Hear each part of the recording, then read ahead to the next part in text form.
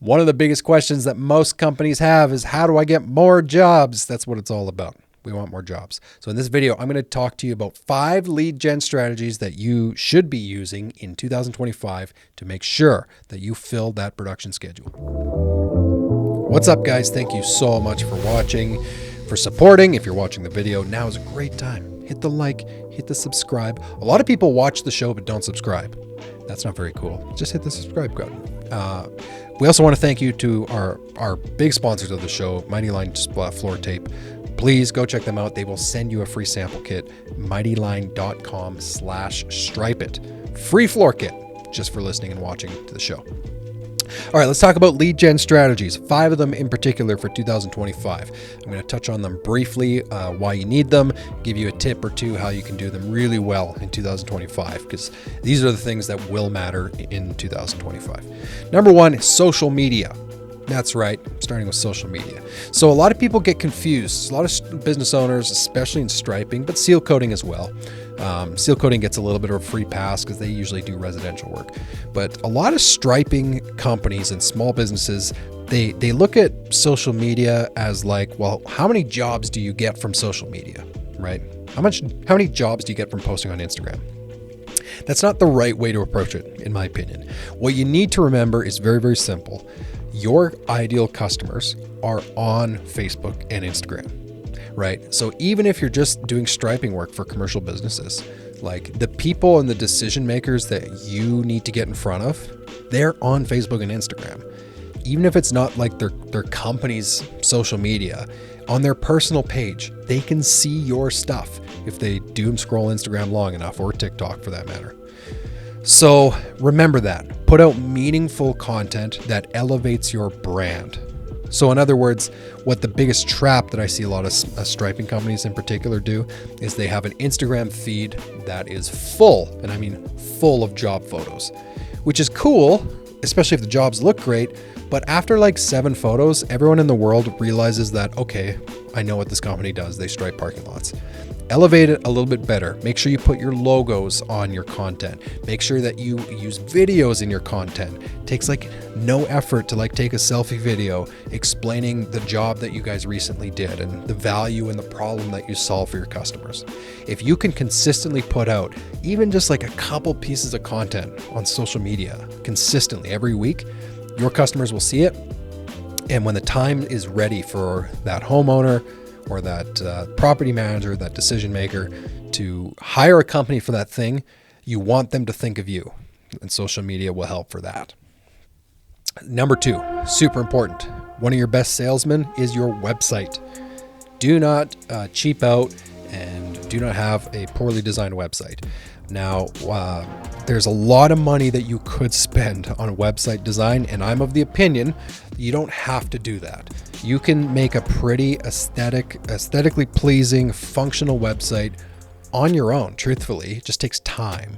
So if you're watching this in the off season, this is the perfect time to do that. But even if you hire it out inexpensively, and you can get some pretty awesome websites built for pretty low cost, like I would recommend you make sure you put a lot of effort into it, or hire a good company to build it. Someone who has built websites for your industry before. The reason why is so many people are Google searching company to do this service in your market. So if you're in Prince George, British Columbia, and you need line striping, you're going to Google line striping, or line painting as we call it in Canada, line painting Prince George.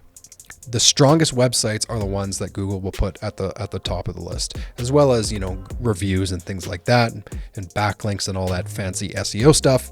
The point is, don't cheap out. If you don't have a good website, you are leaving potential quality leads on the table for your competitors to gobble up. Which leads me directly to point number 3, which is your Google business profile. To this day, it breaks my heart to know that there are newer pavement companies, seal coating companies, striping companies that don't have a Google business profile. Matt, isn't that crazy? Get a Google business profile. It takes a little bit of work to set it up, but not really. Usually they'll mail you a code. If you don't have a Google business profile, that's the thing on the right-hand side of a Google search that shows the address and how many reviews they have. That matters tremendously, especially the reviews part of it. We just put out some content just a little bit ago about how you can get more reviews. I wrote a newsletter article about this as well. Google really values those 5-star Google reviews, as do your customers. They are more likely to purchase from companies that have a number of quality reviews, even if it's not like all perfect 5-star reviews. Google Business Profile is a huge subconscious motivator for customers to choose who they're going to work with, which company they're going to hire. So make sure you get that set it up properly, update your hours, put as much information in there as you can so that you're ranking really well on organic search rankings.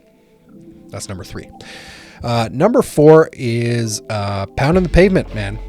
Lead gen in 2025, I think this is going to sound like almost like a contrast of social media, but like also make sure, especially if you're starting out as a brand new company, that you take the time to go knock on doors, commercially speaking, get in front of your customers that you want to do business with, drop them off a business card, drop them off a flyer, let them see a face to the name.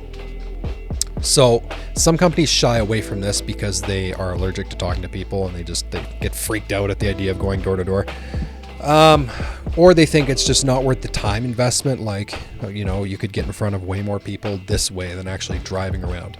And that might be true.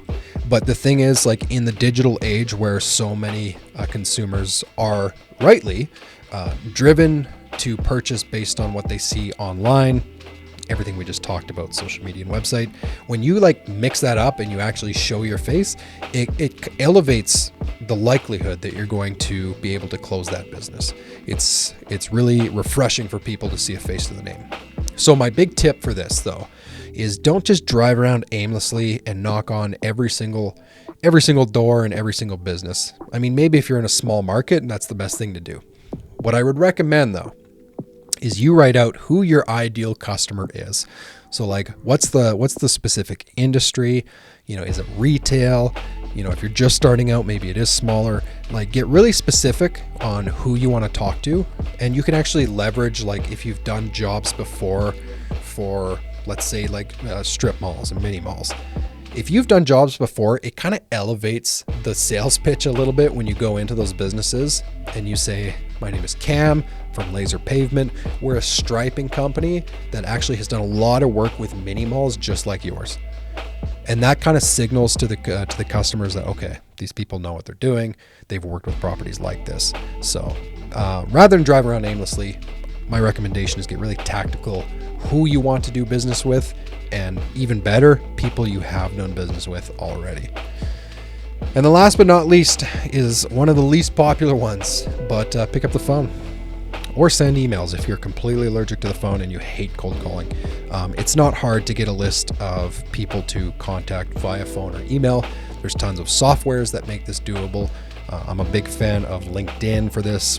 We get LinkedIn Sales Navigator, which is a little bit costly. It's like $100 a month, but it gets you a lot of contact information for the people that you want to do business with. You can get really premium services. That's kind of something that we're looking at, is like, Rocket Reach or Zoom Info for commercial. But basically, don't shy away from just picking up the phone and calling the customers that you want to do business with. One of the customers that we still do work with to this day, we've done literally hundreds of thousands of dollars of business with this one customer alone, was all started because I saw their phone number on a pylon sign for a strip mall, and that's opened the door to us working with them on multiple properties. So remember, the goal of the cold call isn't to sell somebody something on the phone. That's not the goal. Your goal is to get people interested, try and start a relationship, and ideally book a sit-down meeting with someone, or virtually if they're far away. Book a meeting with someone so that you can put a face to the name, shake hands, and talk about what problems that you could potentially solve for them. So those are 5 things you can do this year to get more leads. Your competitors, even if you're in a small market, it doesn't take much for a new hotshot young company to come on and start crushing their online presence, their SEO, their social media. Don't get left behind. Don't get lapped by your competitors. Get in front of your customers on the web, on social media, pound the pavement, make the calls, and you will get those leads that you need for 2025.